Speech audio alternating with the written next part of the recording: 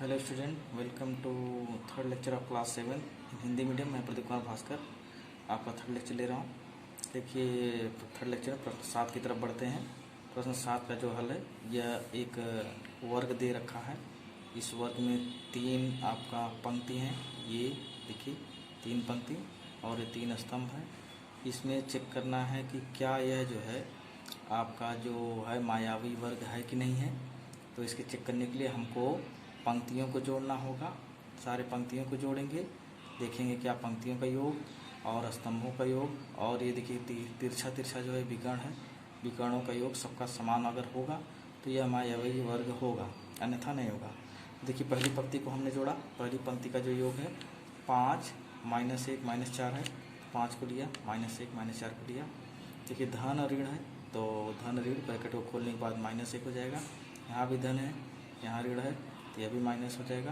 देखिए 5 -1 -6, यह minus minus है तो आपस में पहले जुड़ के 5 हो जाएगा, और 5 में से 5 गया 0 हो गया, यानी कि पहली पंक्ति का योग 0 प्राप्त होता है। इसी प्रकार से हम दूसरी पंक्ति का भी जोड़ेंगे, तो -5 -2 और 7 इसको जोड़ेंगे, इसमें भी आपको 0 प्राप्त हो रहा है। इसी क्रम के अनुसार हम तीसरी पंक्ति को जोड़ दिए, ठीक है, तो हमारे तीनों पंक्तियों का योग आ गया। अब हम देख रहे हैं कि पहली पंक्ति का योग 0 है, दूसरी पंक्ति का योग 0 है, तीसरी पंक्ति का योग 0 है। इसी प्रकार से स्तंभों को जोड़ेंगे, तो पहला स्तंभ में है 5 -5 0, तो ये 5 -5 0, इसको जोड़ेंगे तो हमें 0 प्राप्त होता है, ठीक है। इसी क्रम में अगर हम दूसरे स्तंभों को जोड़ेंगे तो यह भी बोडामास का प्रयोग करके सारा जोड़ना है, तो इससे भी 0 प्राप्त होता है। तीसरे स्तंभ का भी योग 0 प्राप्त होता है। इसी प्रकार से पहला विकर्ण है 5 -2 -3, देखिए 5 -2 -3, पहला विकर्ण लिए, पहले विकर्ण का योग देखेंगे, ये 0 प्राप्त होता है। दूसरे विकर्ण का योग अगर हम लेते हैं तो दूसरा विकर्ण देखिए हमारे पास क्या है, देखिए -4 -2 0 है, या -4 -2 0, इसको जोड़ेंगे तो -6 आता है। तो हम क्या देखते हैं कि सभी का योग तो समान है, परंतु दूसरे विकर्ण का योग अलग है, अतः यह मायावी वर्ग नहीं होगा। तो दूसरा खंड जो है इसको स्वयं करिए इसी के आधार पे। अब आपका 8वां प्रश्न का पहला दिया गया है, और इसमें आपको सत्यापित करना है। दे रखा a minus minus of b equal to a plus B, और दिया क्या है, a का मान 21 दिया है, b का मान 18 दिया है। तो बच्चों सबसे पहले लेफ्ट हैंड साइड मतलब इसको लेंगे, a minus minus of b को लेंगे, तो a minus minus of b के लिए a का मान 21 हमने रखा और b का मान 18 रखिएगा। ध्यान दीजिएगा माइनस पहले से लगा हुआ तो यहाँ माइनस बन जाएगा, यहाँ 18 मान रखेंगे। अब यह माइनस माइनस यहाँ धनात्मक हो जाएगा, जोड़ के कितना हो जाएगा 39 हो गया।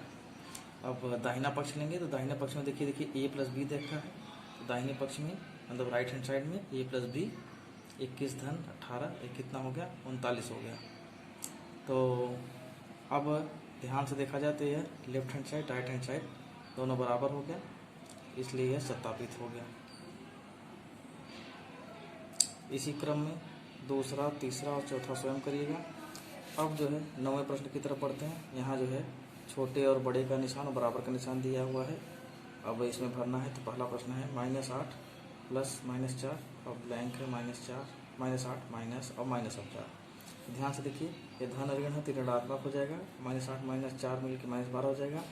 यहाँ पे ऋण है -8, यहाँ ऋण धन हो जाएगा, यह ऋण और धन है तो घट के यहाँ -4 हो जाएगा। तो ध्यान से देखिए जो -4 है यह -4 है। अगर हम संख्या रेखा को देखते हैं तो -4 से बाएं तरफ जो है -12 आता है, जो कि कम संख्या होती है, इसलिए यह जो है -4 -12 से बड़ी होगी, अर्थात यहाँ छोटे का निशान रहेगा।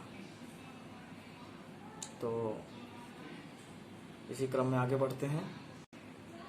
देखिए 10वां प्रश्न है, एक बंदर है जो 3 सीढ़ियों नीचे कूदता फिर 2 सीढ़ी ऊपर चढ़ जाता है। तो उसका पहले हमने चित्रण कर रखा है कि 1 से लेकर के हमने 9 सीढ़ियाँ बना रखा है।